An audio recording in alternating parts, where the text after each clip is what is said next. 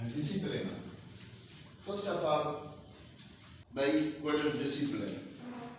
This is question for all the teachers who are sitting here. The who discipline के किए तरह से, the discipline के किए तरह से, discipline जी मतलब the discipline overall not only one sentence. Discipline दिलाता था. Discipline चाहिए. Discipline, good attitude of behavior. A good attitude of the behavior, discipline. Say काम होता है, जानो साहब. Good moral of time. Has discipline. और कैसे environment better. Discipline. तो मैं मेरा क्या आप क्या समझती हैं? स्टूडेंट्स का बिहेवियर Students का behavior. Well mannered Well mannered discipline. The discipline you follow Simon, and so discipline में you work with a lot of organization, maybe not just in one, but you know this word is very popular nowadays. SOPs, Standard Operational Procedures. कहीं भी इदारे दिलाए, कहीं भी system के develop करने दिलाए कुछ SOPs देखे सा सोली सिंधी हमें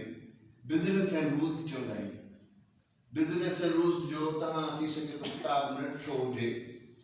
पर उन्हें में सब प्रोटोकॉल्स, सब प्रोसीजर्स, सब रिस्पांसिबिलिटीज जेके उन्हें में मेंशन चले. Not for only the teachers, but even for the students, even for the management, even for the principal, even for the coordinators. हर मानव जला उन्हें में हर शे लिखल है तो इन्हें ते तना अमल कंदो. SOPs and business and rules. हाँ वो कहते हैं कि जो उन्हें में organizations जो कदम SOPs आए या protocols आए या rules आए उन्हें में केतरो को मानो अमल तो करे हुआ उन्हें जी शख्सी जो है वो एक इंटरेस्ट लेवल आ पर overall SOPs जो के उन्हें सबनी का responsibilities जेके उन्हें में रिटेबुल लिखल हो जिनते असा उस्ताद शागिर्द principal coordinator non teaching staff सॼो उन्हें ते इम्प्लीमेंट कंदो उन्हें को फॉलो कंदो तो ऑटोमेटिकली जेको आहे इदारे में डिसिप्लिन जेको आहे अची वेंदो. हाणे खोड़ सारियूं शयूं आहिनि जेके करे सघजनि थियूं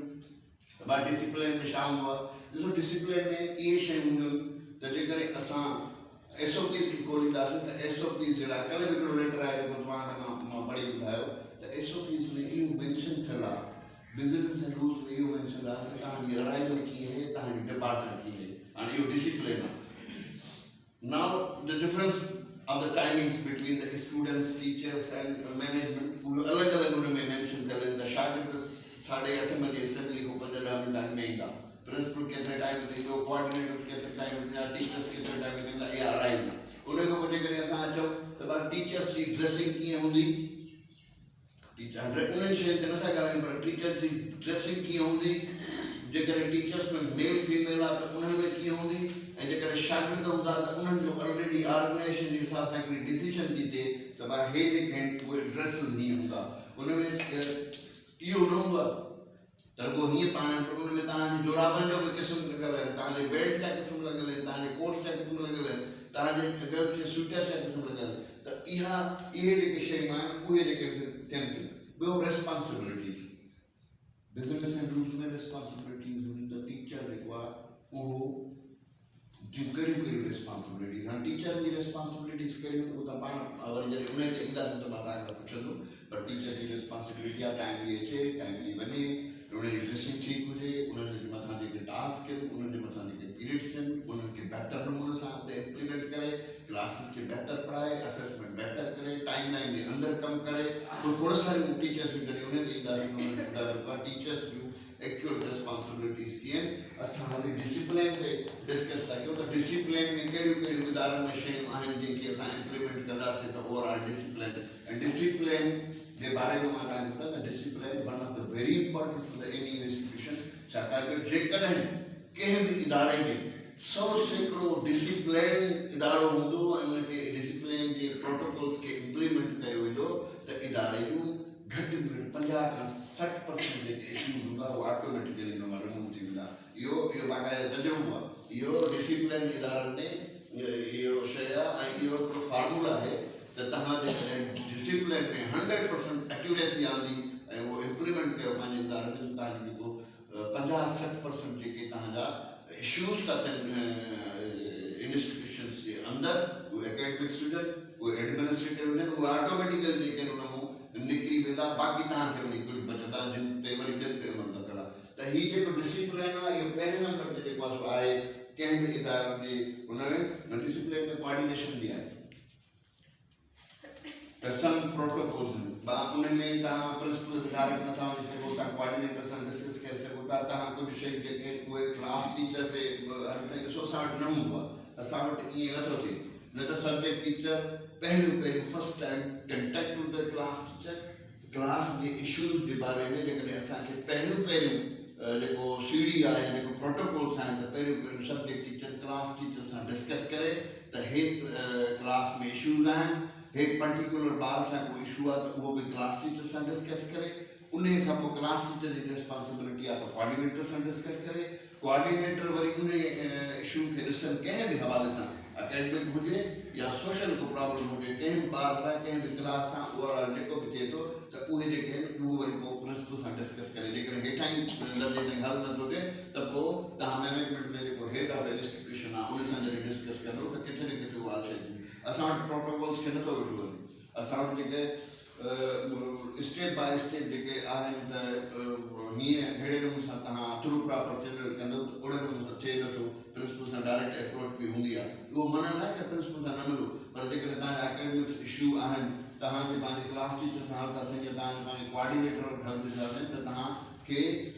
प्रोटोकॉल में इहा न आहे त तव्हां पर डायरेक्ट वञी अप्रोच कयो पर माना स्टेप बाय स्टेप उन्हनि इश्यूज़ खे डिस्कस कंदा रहंदो त उहे उते ई अंदरि खाने हल थी सघनि था इहा हिकिड़ी डिसिप्लिन में जी शइ आहे त तव्हां स्टेप बाय स्टेप शयुनि खे डिस्कस कयो टाइम लाइन ते जेको तव्हांखे शइ मिले थी उन टाइम लाइन में बि कोऑर्डिनेशन बि तव्हांजी बहितर कोऑर्डिनेशन बि थ्रू प्रॉपर चैनल टास्क बि थ्रू प्रॉपर चैनल ऐं जेके शयूं तव्हांखे डिसिप्लिन में मिलंदियूं आहिनि ॾिसो जिते ॿारनि जी अराइवल बहितर हुजे जिते टीचर जी अराइवल बहितर हुजे जिते ड्रेसअप बहितर हुजे this is a discipline we all R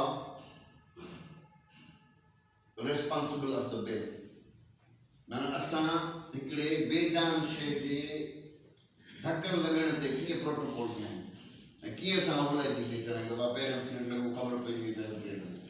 बेल भी डिसिप्लिन जी हिकिड़ी निशानी अथव त बेल जेको रिंगिंग असां पीरियड जे विच में जेको बेल ठाहिणो इहो असांखे डिसिप्लिन सेखारे थो असां उन डिसिप्लिन जे तहत जेको आहे पंहिंजे क्लासिस वठणु वञूं था ऐं असां उन टाइम मैनेजमेंट जे हिसाब सां जेको असांजो मथां रिस्पॉन्सिबिलिटी बेल जी सूरत में लॻाई वई आहे उहा असांखे हाईलाइट थी करे ॿुधाए थी ऐं असां उन वञी कयूं था हाणे तव्हां पाण जेकॾहिं को टीचर अंदाज़ो लॻाए त भाई डिसिप्लिन जेकॾहिं असां ड्रेसिंग ठीकु आहे अराइवल ठीकु आहे डिपार्चर ठीकु आहे टाइमिंग क्लास अराइवल में बि असां बहितर आहियूं असां अंदरि पंहिंजे SOPs ऐं प्रोटोकॉल्स जे तहत जेको आहे असां पढ़ायूं था असां टाइम जी असेसमेंट था वठूं असां प्रॉपर लेसन प्लानिंग था कयूं असां प्रॉपर कोऑर्डिनेशन में आहियूं असां प्रॉपर टाइम टेबल खे फॉलो था कयूं असां ओवरलाइडिंग नेचर आहियूं असां कोऑर्डिनेशन में बहितर आहियूं असां कम्युनिकेशन में बहितर आहियूं ॾिसो कम्युनिकेशन ते बि प्रोटोकॉल्स हैबिचुअल तव्हां पंहिंजी हार्श लैंग्वेज न हुजे फिजिकल पनिशमेंट न हुजनि इहे शयूं सभु प्रोटोकॉल्स ऐं डिसिप्लिन में अचनि थियूं हाणे जंहिं बि इदारे जो इहे जेके लफ़्ज़ सभु शयूं मां ॿुधायो जेकॾहिं उहे 100% इम्प्लीमेंट कयूं वञनि त उहो इदारो डिसिप्लिन में केतिरो हाई लेवल रेंज जो हुजे जॾहिं त असां वटि अहिड़े क़िस्म जूं एटीट्यूड्स बिहेवियर जेके टीचर्स जा आहिनि या ओवरऑल स्टूडेंट्स जा आहिनि उहे डिसिप्लिन खे हमेशह डिनाए जंहिंजे करे इदारनि जी डिस्ट्रक्शन थिए थी जंहिंजे करे इदारनि जेके आहिनि उहे असेंबल नथा थी सघनि उहे सिस्टमेटिक नथा थी सघनि ऐं सिस्टमेटिक नथा थियनि त उन्हनि जा खोड़ सारियुनि शयुनि ते जेको आहे उहो